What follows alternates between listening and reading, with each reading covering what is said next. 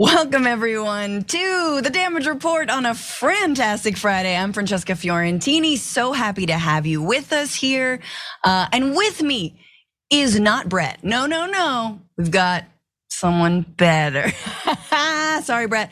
Shots fired. It's Yasmin Khan, Rebel HQ extraordinaire, crushing it over there. Yasmin, how you doing on this Friday? I'm doing very good. I'm sorry that I'm not Brett, but also not sorry to be here on a Friday with Francesca. Yeah, exactly. I'm going to be taking over Fridays in October, and we get to do garbage people. I'm very excited. Yeah. Yes, I know you've got your garbage person. I've got my garbage person.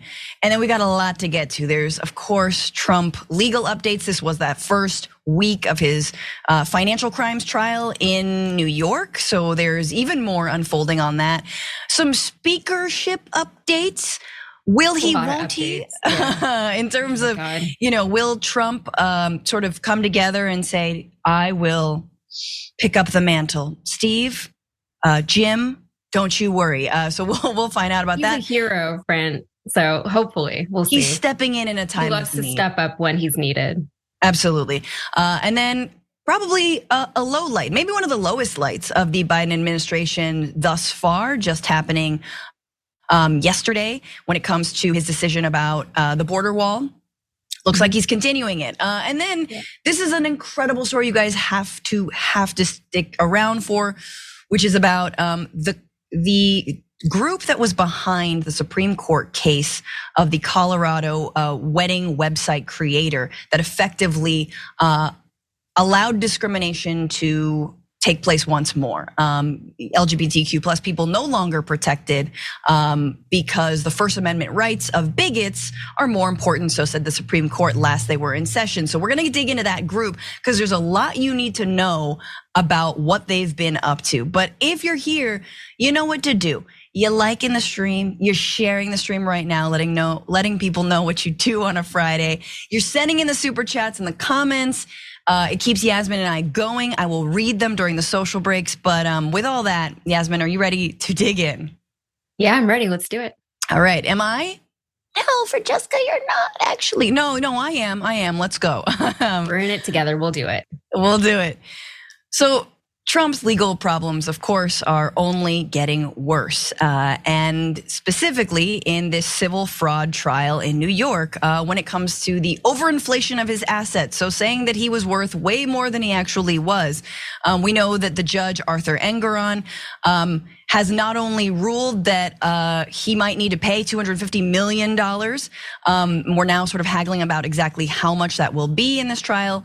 But that he's trying to prevent Trump from taking any steps to move any of the money that he still has outside of the Trump organization, which again, if this trial goes the way we think it might actually have to effectively shut down. So he issued a new ruling on Thursday morning, this is the judge, ordering that all the defendants named in the lawsuit to provide a list of all the entities they currently own and to what extent any third party may have an ownership or interest in those entities. They must also provide advance notice for the creation of a new entity and any anticipated transfer of assets or liabilities to any other entities. In other words, let me know if the Trump team is trying to move their money around and trying to save whatever they have so that, we can't come collect as the state of New York. Trump and his two eldest sons, Don Jr. and Eric, former chief financial officer of the Trump Organization, Alan Weisselberg, and the Trump Organization controller, Jeffrey McConney, will have a week to disclose all the information to the former federal judge Barbara Jones, the court-appointed monitor currently overseeing the company's finances. So we got another judge, I'm sure, that Trump is going after, in addition to Letitia James, who brought these charges, in addition, of course, to Judge Engoron himself.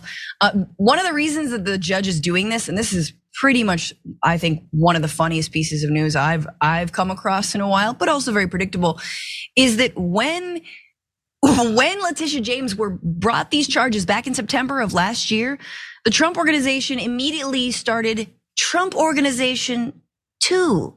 In order to move money into that new entity. The new company was registered with the New York's Department of State On September 21st, public records show the very day the state attorney general, Letitia James, filed a 220-page fraud lawsuit against him, his family, and the Trump organization. So we see what you did there. Very, very clever. But no, you can't do that. There's new questions now as to whether Trump can move some of his money to Melania, who's not a defendant in this case. But her former chief of staff actually said that she'd be unlikely to do that unless she was granted major control or power. And Donald Trump probably didn't give his wife, especially not Melania, any kind of financial control over everything. That's why she's got sort of the permanent resting bitch face. Also, she's married to Donald Trump. But anyway, Trump's big mad earlier, I believe this was yesterday. Yeah. Earlier yesterday, he bleated, my bad. The racist attorney general, yes, racist. We're back to Letitia James. Racist attorney general of New York convinced a New York judge that Mar-a-Lago in Palm Beach was worth 18 million when it may be worth 100 times that. I love the maybe. They juggled my numbers in a fraudulent manner in order to make their fake case against me believable. This ridiculous suit should immediately be dropped. Appellate division should intercede. These people like Jack Smith are deranged. Thanks for reminding us about your other court case. He goes on, the ridiculous AG case against me in New York brought by the racist and incompetent Peekaboo James, which I'm like, what is that? What does that even refer to? Crime. This is a S show, blah, diddy, blah, blah, blah, wine. So Yasmin, this makes a lot of sense to me that this Judge Engoron would make sure that all of the entities are accounted for, would make sure that he was alerted were any money to be moved. But it's also a little bit like raiding Mar-a-Lago after 5 months of telling Trump that they were gonna raid Mar-a-Lago. Feels like he might have already moved the money. Am I wrong? Yeah, it is. That is one of the things that anytime there's like a legal team dealing with Trump, it's like, you guys got to be more quiet and more stealthy about what you're doing, because everything that Trump is at least aware of, he's going to try to wiggle his way out of things. We already know that. Yeah. What it kind of reminds me of is whenever companies will hire hackers to like intentionally try to hack their system to find security flaws and find all the loopholes and the holes and everything.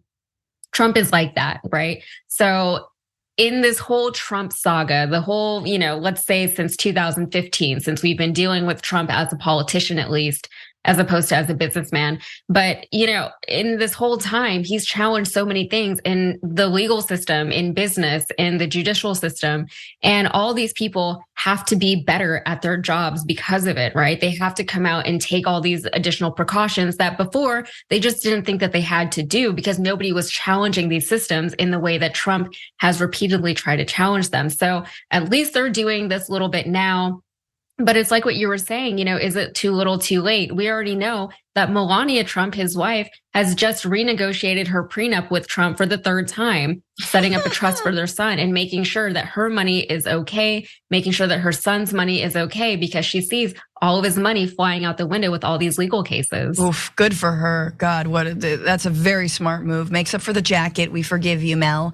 No, look, I think what's interesting also about this case is that it's not the first time that a white collar criminal has been brought to justice, but it's one of a handful. You know what I mean? Like, it doesn't happen that often that someone who just brazenly lies about their finances, if they are a big player in the business world, if they're a massive celebrity, they get away with everything. That's exactly what happens. And yeah, they can move their money around, right? It's just like, we're just going through the motions here. But again, I think because of the high profile nature of this, because it is Trump, and because it is Letitia James, who doesn't seem to be giving an inch here, although this is now out of her hands. This is what she recommended. Now it's in the hands of these judges, which is fun because he keeps on going back to her because she's a black woman, so why not? But it's like, it is nice to see that finally a white collar criminal is facing the music, just a little bit, and we shall see. He can still do business in Florida, people, if Trump organization gets shut down. Ron DeSantis will absolutely allow him, hey, Trump Disneyland, let's go. Trump land, we can ride. Look, I don't even want to think about the rides.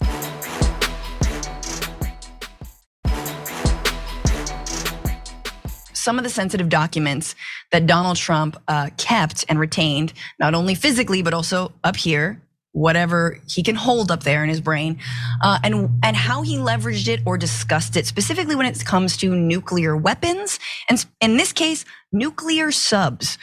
So there's new reporting, thanks to a disclosure from Jack Smith's team, that months after leaving the White House, former President Donald Trump allegedly discussed potentially sensitive information about US nuclear submarines with a member of his Mar-a-Lago club, who happened to be an Australian billionaire who then allegedly shared the information with scores of others, including more than a dozen foreign officials, several of his own employees, and a handful of journalists, according to sources familiar with the matter.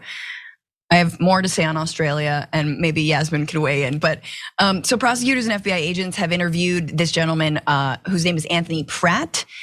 He runs a Pratt Industries, which is a big packing company, I believe. In those interviews, Pratt described how, looking to make conversation with Trump during a meeting at Mar-a-Lago in April 2021, he brought up the American submarine fleet, which the two had discussed before. Hey, remember that thing that you probably weren't supposed to tell me? That you tell me more. Tell me it again, Trump. According to Pratt's account, as described by the sources, Pratt told Trump he believed Australia should start buying its submarines from the United States. To which an excited Trump, leaning toward Pratt as if to be discreet, then told Pratt two pieces of information about US submarines, the supposed exact number of nuclear warheads they routinely carry, and exactly how close they supposedly can get to a Russian submarine without being detected. Interestingly, later that year, Australia decided to purchase, earlier this year, Australia wound up purchasing submarines from the United States. Now they're not nuclear powered, or they don't have nuclear warheads supposedly. But still interesting, the strings that they could pull. A Trump spokesperson said, President Trump did nothing wrong, has always insisted on the truth and transparency, and acted in a proper manner according to the law. Yeah, too much transparency, bro, too much. Here's my thing, Yasmin, with this story is that why is it always Australia? Am I wrong in remembering that George Papadopoulos was like running his mouth in some pub in Europe, I believe, to an Australian like diplomat about like the Ukrainian government, about Trump basically putting the squeeze on Zelensky at that moment, which led to the entire first impeachment? Like, shut up, you guys, shut up. You could like do your crimes, but shut up about it if you don't want to get caught. Anyway, thoughts on this just sort of braggadocious show and tell moment? It's so funny that you mentioned that about Australia, because I forgot about that. But yeah, I think you're right. That I don't know. I don't know what it is about Australians and why they're so involved in our politics. We already know about the Murdochs. Like, they're very like, why are you so obsessed with us, Australia? But as far as like Trump being braggadocious, Trump reminds me of a child who knows something and just wants everyone to know that he knows something. You know, he overheard the grownups talking and he's like, oh, I know a thing. I literally did that when I was a child. You know, I remember I knew about my mother's 40th surprise birthday party, and I let everyone know that I knew something, you know. But Trump is a very old man and he should know better. He should be acting a little bit more responsibly. And then as far as, you know, being trustworthy and being transparent with all this information, no, there's a difference between discerning what is need to know information and what isn't, and being transparent. You know, being transparent doesn't mean that everyone needs to know everything about everything. And as someone who was and is looking to be again the president of the United States, they should have more mental intelligence, you know, just like emotional intelligence to understand the difference between those two things.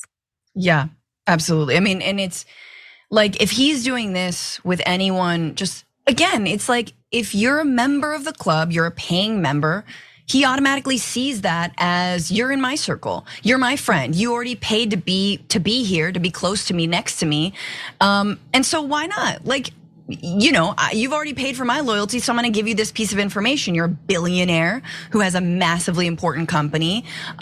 So who else is he telling other things to? And who else are the members of Mar-a-Lago, right? Who are just paying to basically get close to Trump and like get some secrets. The guy needs to shut up. Like, it's almost like we shouldn't have voted for him for president in the first place, yes. But I don't know.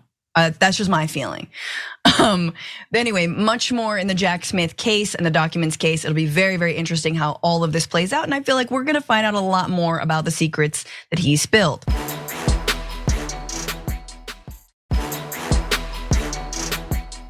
If they both can't get to 218, we need to have somebody that can unify our conference, even if it's for the 45 days, 60 days that we're in this, trying to pass this this funding issue.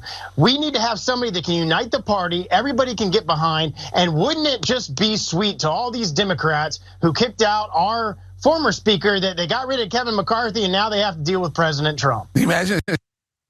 Okay, so much BS there from Representative Greg Stube. The funding issue, the continuing resolution, your budget. Remember that? That's your job.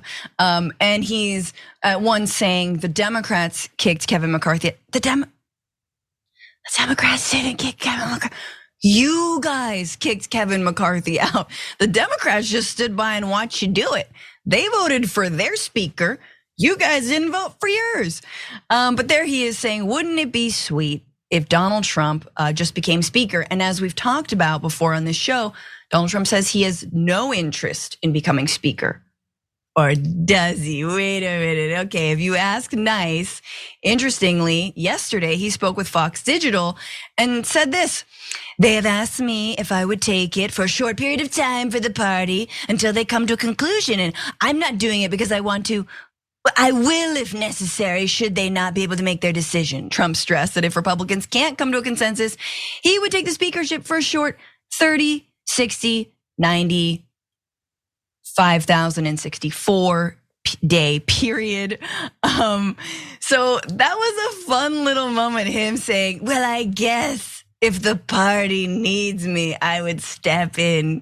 Yasmin, he can't not like flattery. Again, flattery will get him everywhere.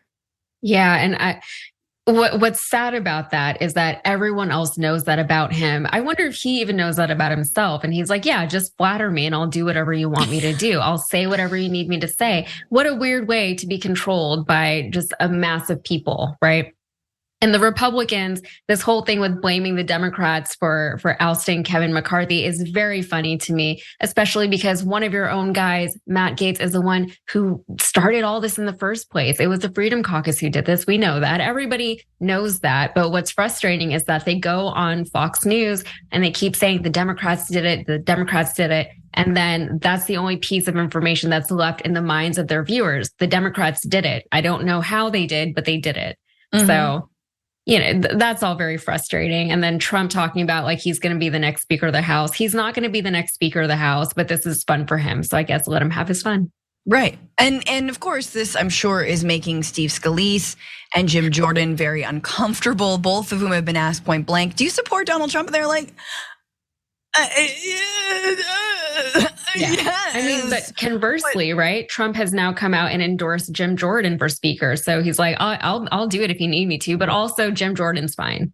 So. Well, let's get there, because after he said that to Fox, he did bleat what exactly we're talking about, which is he supports Jim Jordan for it. So this was it's a very long bleat. But all you need to know is the very end, which is he will be a great Speaker of the House and has my complete and total endorsement. That is Jim Jordan.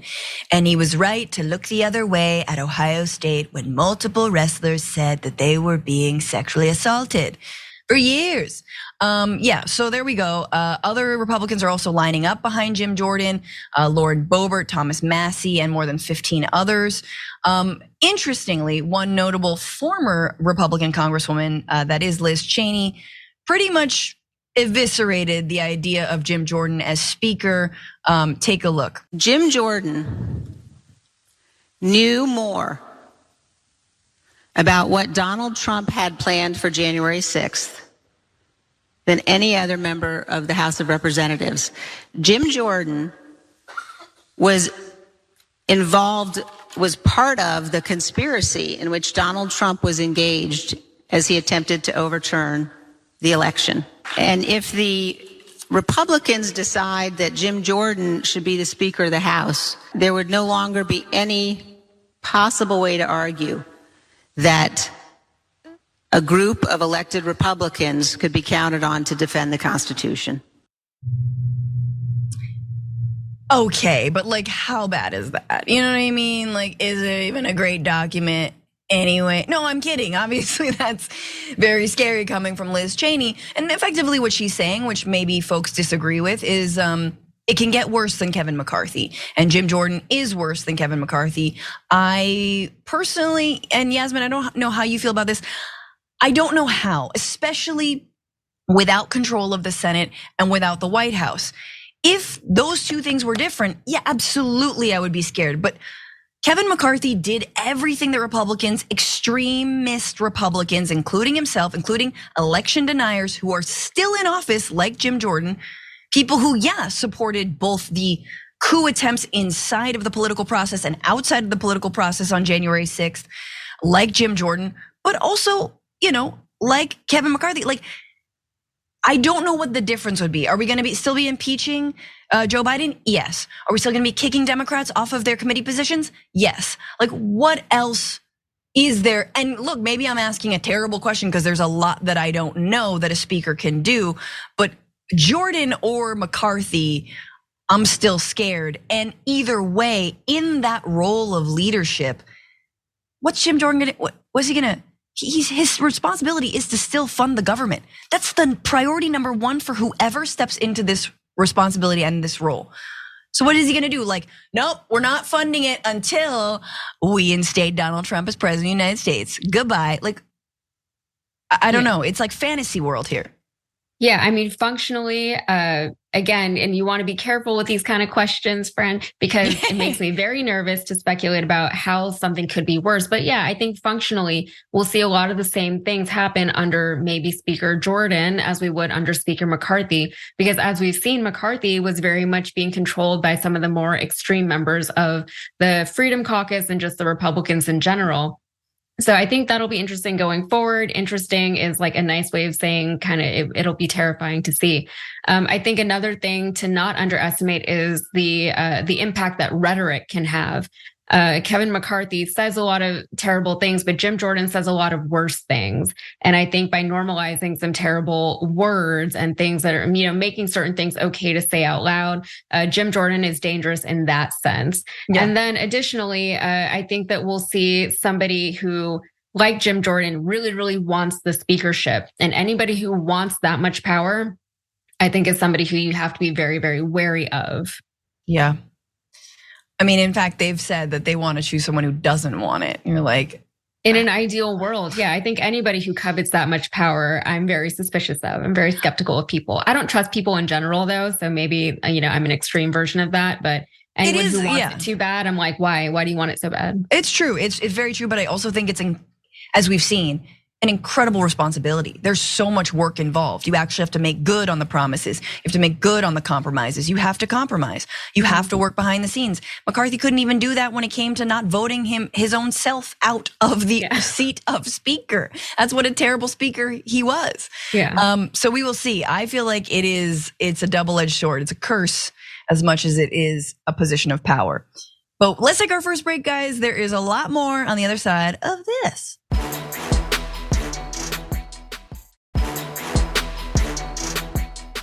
Welcome back to The Damage Report. I am your host, Francesca Fiorentini, in for the lovely Dragon Daddy, John Idarola, sending him so much Friday love, of course. And here with me is Yasmin Khan, ready to jump into this next story and a bunch more. Let's go. Let's unpack this. So obviously, since the ousting of Kevin McCarthy, all eyes are not just on this empty speaker seat, but they're also on Matt Gaetz, the guy who single-handedly forced this motion to vacate the speakership. What does Matt Gaetz want? What is he doing? Matt Gaetz is often peacocked as sort of an independent thinker, a guy who doesn't take big money, a guy who is against corruption, right? Who wants like term limits, which maybe some of us agree with him on actually. But it's really important to understand that while Matt Gaetz claims that he doesn't take big money, he's absolutely gunning for big money. He's gunning for it in his own current race, but also potentially in future races if he runs, as he seems to want to run, for governor in the state of Florida. To say nothing of the fact that he might be doing all of this to get away from any ethics investigations into his own past conduct, which is pretty effing serious. But anyway, there is new information, thanks to the Daily Beast, that there was a fundraising phone call hosted by Steve Bannon. And the Daily Beast obtained this video conference call organized by the Stop the Steal fundraiser, Carolyn Wren, in which Gaetz buttered up right-wing sugar daddies off the record details about private conversations he'd had with former President Donald Trump. The most interesting part of the video, however, was the way Wren advised donors to use their wealth to bend Republican lawmakers to their wills. And Gaetz was right alongside her in doing that. So in other words, he says he doesn't believe in utilizing big money. He's super small dollar guy. In fact, he's been fundraising off of this week in the fact that he, single-handedly, effectively, or with other Republicans, was able to get McCarthy out of his speakership. But here he is behind the scenes saying, I have the line to Donald Trump if, you can use your money to do X, Y, or Z. And one of those ways that he used his money was to get a Republican representative to vote no on the continuing resolution. In other words, stop funding the government, shut it down. And he did that through Carolyn Wren, again, this Stop the Steal organizer, who texted to one of the donors, would you write a max donation to her? Her being this Republican representative. We don't know their name. Take a screenshot, send it to her and say, I'm only doing this because you're bravely standing up against the CR, the continuing resolution. And that worked. So effectively, a big dollar donor that Carolyn Wren and Matt Gaetz cajoled into voting no on the continuing resolution, kind of arguably trying to tank Kevin McCarthy. They were able to effectively do that. Yasmin, we were talking about this before the show started because it's a little bit of a convoluted story. And we'll get into why Matt Gaetz is absolutely not like a small dollar donation guy. But here he is, right? He's trying to use big money donor leverage, his leverage with Donald Trump, which I don't know how much he has, to undermine Kevin McCarthy and to undermine the entire government. Yeah, so he's definitely trying to convince people that he does have a lot of leverage with Donald Trump. He's making it seem like him and Donald Trump are very much in cahoots as far as everything that Matt Gaetz is putting forth in Congress, including trying to oust the speaker from the position of speakership. So there's a few different things going on here. Right now, after Matt Gaetz brought that vote out to get Kevin McCarthy out of the speakership, all of the Republicans are coming after Matt Gaetz now, attacking him for various reasons, while also blaming the vote on the Democrats, right? So they're saying they're bringing up things with Matt Gaetz and his past with underage girls. And they're also saying, you're fundraising off of what you did. So you had a political and a financial motivation for doing what you did, for bringing this up in the first place. And he's saying, yeah, I'm a grassroots politician. Most of my money comes from these small dollar donations from my actual constituents, not from, these big moneyed interests like the rest of you. I don't grovel for big money like the rest of you do. But as we've seen from this leaked audio from a Zoom conference that was organized by Matt Gaetz and Representative Rosendale of Montana, on this call, that's exactly what he was doing, is he was courting these big money donors. Yeah. So now the question is, going forward, why is he doing this? What is this actually for? And there is some speculation. Maybe he's trying to just strengthen the Freedom Caucus and try to, get some more money to his fellow Freedom Caucus members, or he's trying to secure larger donors for maybe his governor run in 2026, which is, as of right now, just a rumor, or if he really is just doing whatever Trump is asking him to do and solidifying all those donors, because he's going to need a lot more than $20, $30 here and there to do whatever he wants to do next. And let's remember that every time a Republican says that they are independent and they don't take big money to and whether they're media figures like Ben Shapiro or whether they're politicians like Matt Gaetz, they're full of it. They're absolutely full of it. We understand who funds them. It's largely the fossil fuel industry. It's the Wilkes brothers who made billions of dollars in fracking, funding the Daily Wire. They are not independent. They're not small dollar donor run. This is not a Bernie Sanders, $17 average donor campaign. They all have, there is vested interest in stopping the government in order to slash any kind of public spending and funnel more and more money to the wealthy. Of course, we never saw this when it came to the $1.9 trillion tax break for the wealthy passed under Donald Trump. No, that's perfectly fine. That's spending we have. Final piece on Matt Gaetz. He's not a young upstart. He is the son of a politician named Don Gaetz. Don Gaetz, who absolutely is actually running again for state senate. He was in the state senate before. It looks like he's running again in the state of Florida. Matt Gaetz's political trail was not just preceded by, but heavily influenced by his father, a Republican multimillionaire businessman who had a reputation for rhetorical flourishes and drag out political fights. Don Gaetz all but paved the way for his son into Florida's political world, and some suggest his father's stature and influence is even helping his son as he faces a probe into potential sex trafficking. Yeah, you think, Daddy? Look at him, look at his face. He is such a fail son. Daddy, I'm in trouble again. Dad, so I Venmoed her money and I thought she was 18. Dad, are you there? Like, come on. So again, let's just remember that this is where this guy comes from, and I'll leave it at that, and we'll cover more on Matt Gaetz because sadly he's not going anywhere. But let's move to this, guys. Big news about the US-Mexico border. Take a look. I'll answer one question on the border wall. The border wall, the money was appropriated for the border wall. I tried to get them to reappropriate, to redirect that money. They didn't, they wouldn't. And in the meantime, there's nothing under the law other than they have to use the money for what it was appropriated. I can't stop that. Do you believe the border wall works? No. All right, that was President Biden answering questions about his move to waive 26 laws and allow more border wall to be built along the southern border of the United States. Again, this is a massive reversal from candidate Biden, who promised that there will not be another foot, I think was the quote, of border wall constructed in his administration. And there he is saying that he had no choice. He had to approve more construction on the border wall. Does he believe it works? No. So let's get into the details.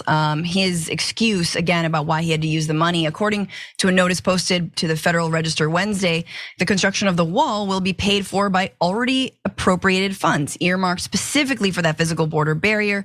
The administration was under a deadline to use them or lose them, but the move comes at a time when a new migrant surge is straining federal and local resources and placing heavy political pressure on the Biden administration to address a sprawling crisis.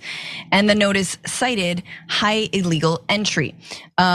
So use it or lose it. I would say lose it. Remember how you tried to stop Donald Trump and how this was the whole reason? You remember how you guys are at different parties and anyway, but also this is just further evidence that he doesn't think that it works physically. Like, it doesn't work in stopping migrants from fleeing. They are gang-ridden or poverty-stricken countries. We'll talk about that in a sec. But it does maybe stop Republicans from calling him, soft on immigrants, right? Or like, oh, he doesn't care about border security. But does it even do that? Yasmin, what do you make of this?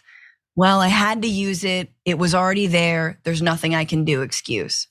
Yeah, so pretty much exactly what you said is what I took away from it. I live in Texas. I'm in Houston, so it's not exactly a border town, but I hear a lot of people around these parts talking about how the border's in crisis and all these things are happening. I haven't seen it personally, but maybe that's just me. I live in a very small part of Texas.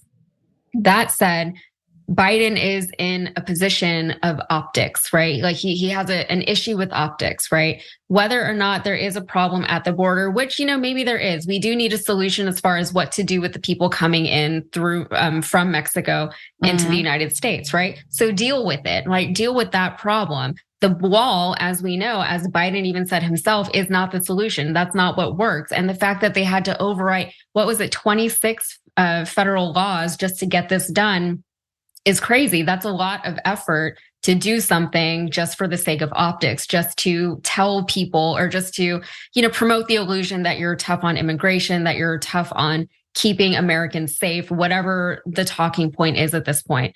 So I think he's trying to play politics. He's trying to play both sides. But at the same time, it's not really going to functionally make that much of a difference, as he said himself. So he still needs to do something. At least we know no more taxpayer money is going towards this, so that's a relief. But it's still just a Band-Aid solution to a weird problem. And at the same time, he's alienating the people who voted for him in the first place. And he's up for re-election. And that shouldn't go unsaid or unnoticed. That's a big deal.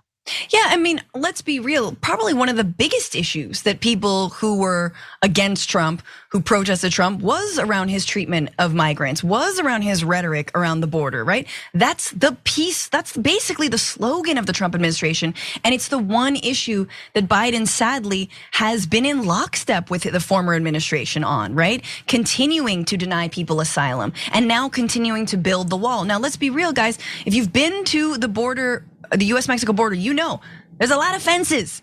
It might not be like a concrete wall, but there's a lot of barriers there, right? And, you know, we can talk about, let's just be real. No Republican is gonna give Joe Biden credit for continuing to build barriers or the wall and whatnot. Some of those laws, the 26 laws, have to do with eminent domain. They have to do with people's private property. The fact that the wall and these barriers will be built on that private property. It has to do with environmental regulations, the Rio Grande. It has the destruction that barriers cause and that a wall would cause to the Rio Grande River is massive. So these are people, right? There are a lot of people, and interestingly, we don't have to go down this road, but like a lot of the people living on the border say, yeah, there are folks who enter and leave, but I'm not being immediately threatened. I am more threatened by the militarism that is taking place thanks to Customs and Border Patrol and thanks to this border barrier and wall. But of course, Donald Trump is gonna take the victory lap on this one. And he bleated, so interesting to watch crooked Biden break every environmental law in the book to prove that I was right. So you agree they're environmental laws.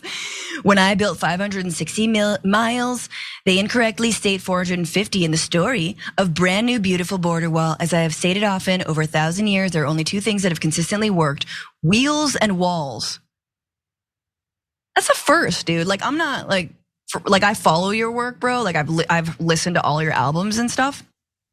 I've never heard wheels and walls from you. I've heard the windmills. I've heard the toilets flushing. I've heard all your other greatest hits. Never heard the wheels and walls though. That's cool. That's cool. So there he goes, on and on and on. Of course, rubbing it in, honestly, Democrats' face. There's more bad news on the immigration front. Biden resumed deportations of Venezuelan migrants, again, escaping a country that has faced massive economic hardship right now, as well as, and Mayorkas, the Homeland Security Director, discussed that.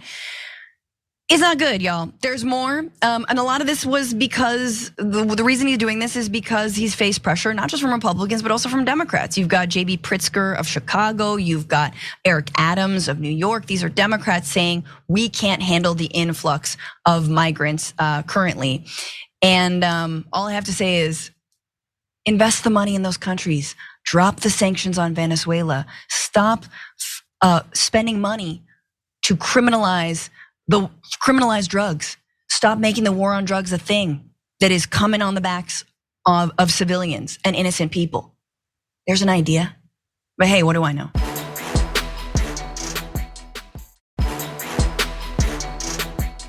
Remember when the Supreme Court ruled that discrimination was A-OK, especially when it comes to LGBTQ plus people, and that in this case, a Colorado wedding web designer could refuse to make a website for a gay couple. And remember how that case was like kind of weird and bogus? Just a refresher, that case involved a woman named Lori Smith, and she was helped by a group called the ADF, or the Alliance Defending Freedom. Hold that thought, there's more on that. But remember how in that case, the man who she claimed asked for her services, a guy named Stewart, had no idea that he was even involved in this case. This was a quote from him about that case. Said, I was incredibly surprised, given the fact that I've been happily married to a woman for the last 15 years, said Stewart, who declined to give his last name for fear of harassment and threats. In other words, the entire case that the Supreme Court ruled on, effectively allowing people to discriminate against gay folks in this country, was based on a lie. So what other lies have been told in the name of bigotry? There is more, because according to a new Washington Post report, the Alliance Defending Freedom has a multi-decade history of fabricating cases out of whole cloth. So let's look at this. Among the wedding vendors that were represented by the Christian nonprofit Alliance Defending Freedom were a photographer from Kentucky, videographers from Minnesota, and a pair of Arizona artists who created stationery. Each challenged local laws barring businesses from discriminating based on sexuality, which the plaintiff said violated their First Amendment rights. But were they vendors? An examination by the Washington Post of court filings, the company records and other materials found that 2 of the 3 vendors cited in the ADF September 2021 petition had stopped working on weddings, and the other did not photograph any weddings for 2 years. 3 additional vendors represented by ADF in similar lawsuits elsewhere also abandoned or sharply cut back their work on weddings after they sued local authorities for the right to reject same-sex couples. Also, they established themselves only to disintegrate after they brought forward the case. But the craziest part is that things were actually staged by the ADF, photographs were staged by the ADF to make it look like these people were truly who they said they were. So the ADF also had a hand in formally establishing the companies for some of the clients. The Post found lawyers associated with the legal group signed incorporation paperwork and helped draft company policies that were later used as a basis for the wedding lawsuits. And ADF promoted some of its lawsuits with videos and images of plaintiffs photographing women in bridal gowns at what the Post found were stage events featuring ADF employees. Oh my word. So here's a photo of a plaintiff that the ADF groomed, for lack of a better word, from Wisconsin. And this is a publicity photo with, who's that in the background? Oh, it looks like a bride. No. She's an ADF employee. Since suing for the right to decline same-sex weddings, Lawson has removed the word photography from the name of her business, which now focuses on corporate branding. Yeah, so guys, all of these cases, at least the majority that the Post found, are bogus. There is more. I want to jump down actually before I get to you, Yaz, to this Kentucky woman who was supposedly working out of Louisville, hadn't even established a photography business. The ADF helped her sign the LLC to establish a business. And the person who signed that paperwork was a lawyer for the Alliance Defending Freedom. After they signed that, after they brought the lawsuit in Kentucky, what happened? She moved to Florida. She just left the state altogether. Late last month, the ADF told the court, however, that Nelson, the Kentucky woman, had photographed 2 weddings this summer, but neither of them were in Louisville. It filed copies of work contracts dated months after Louisville noted her absence from photographing weddings. Customers' last names were redacted. The Post determined that the bride in the first wedding, held in Mississippi in July, was Nelson's sister-in-law, and that Nelson was also a guest, according to the couple's wedding website. Okay, so you did photography for your sister, cool. The second wedding was held near Nelson's home in Tallahassee later that month. Speaking on the condition of anonymity to avoid being caught up in a legal dispute, the groom, a doctoral student from Nigeria, told the Post that he met Nelson through church. So who's to say that that's even real? I guess that technically counts as you are a wedding photographer for your sister and then a dude that you met at the church. Neither of those instances and neither of those weddings happened in the state in which you're bringing your lawsuit, which is Kentucky. Yasmin, these are the cases that are making their way all the way up to the Supreme Court. The ADF had started this way back when, and here we are suffering the consequences of phantom cases that never existed in the first place.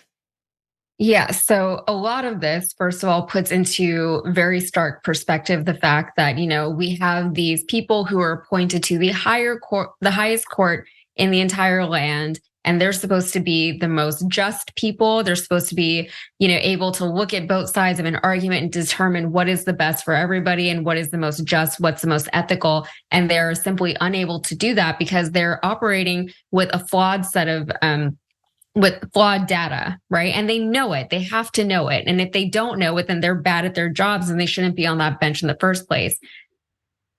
Conversely, in a weird way, this actually makes me feel kind of good, because whenever things like this come up in the news and whenever cases like this make it to the Supreme Court, it's kind of sad to think that your fellow Americans are these people, and that, this is kind of the way the country is going, or that's the way it can seem. It's nice to know that they still have to pull all these tricks and just like come up with all these fake cases because they don't actually exist in the real world. So it makes me feel better about like the people that I'm sharing a country with, which is a weird thing to take comfort in, because functionally the Supreme Court still is going to do what they're going to do. But at least I know that there's solidarity with the American people, that we all think this is crazy.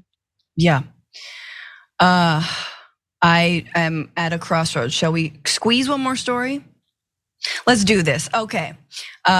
Sorry. Yes, I hear you, girl. Let's talk about this. So a new study has come out that has shown that the myth around decriminalizing drugs is actually not reality. In fact, decriminalizing drugs doesn't worsen overdoses or contribute to more violent crime. That's according to a New York University Grossman School of Medicine study published in JAMA Psychiatry that looked at a year's worth of overdose data in Oregon and Washington that both had decriminalized drugs in 2021, found no evidence linking an increase in overdose deaths to those decriminalization policies. What's interesting about this study, however, is that it didn't find that the overdose deaths went down. Okay, they remained effectively the same. In fact, they didn't plateau. They did go up, but they went up on par with the stats that were around the country. So let's jump down here to graphic 4. While overdoses didn't go up in the states because of decriminalization, they still went up. Oregon's went from 18.7 per 100,000 people to 26.8 per 100,000 people, while Washington went from 22 per 100,000 people to 28.1 per 100,000 people in 2020 and 2021. But the study compared the states' increases with a control group made up of data from similar states that didn't decriminalize drugs and found the differences weren't statistically significant. In other words, overdoses are going up no matter what. The decriminalization policies were not part of that. And the other thing I'll say with this is, specifically in Oregon, a lot of the harm reduction policies that were implemented alongside the decriminalization hadn't taken effect yet before this study was complete. What was taking place is the fact that fentanyl has been basically released onto the streets and has claimed so many lives. So the overdoses are, of course, going up. This is according to someone who worked on the study. I wanted to just go back this. He says this is from Corey Davis, part of it. He says, you can definitely overdose and die on cocaine or methamphetamine, but it's not as prevalent as overdosing and dying on opioids.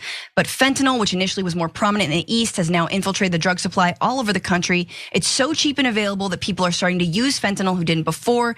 Davis said the contaminated drug supply is the main problem, but discussion of having a safe drug supply is a political non-starter. In other words, fentanyl could be regulated. We could stop overdoses easily, no matter what the decriminalization laws are. That criminalizing fentanyl will not help, but it is a political non-starter.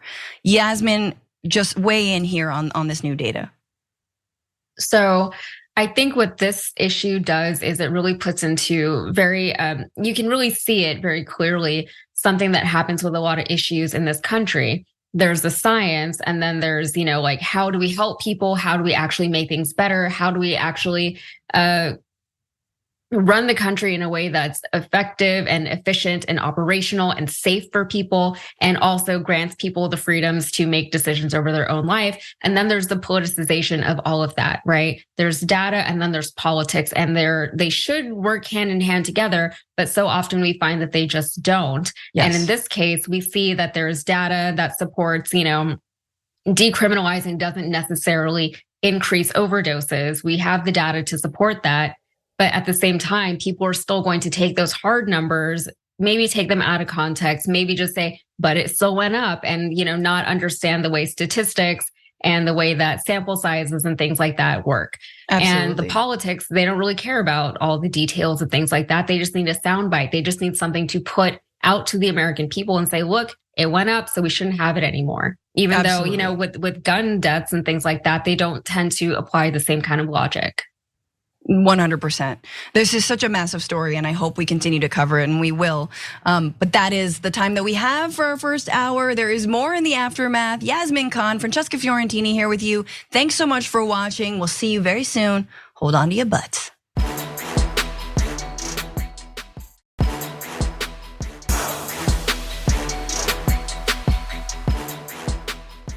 Thanks for listening to the full episode of The Damage Report. Support our work, listen ad-free, access members-only bonus content, and more by subscribing to Apple Podcasts at apple.co/TYT. I'm your host, John Adarola. I'll see you soon.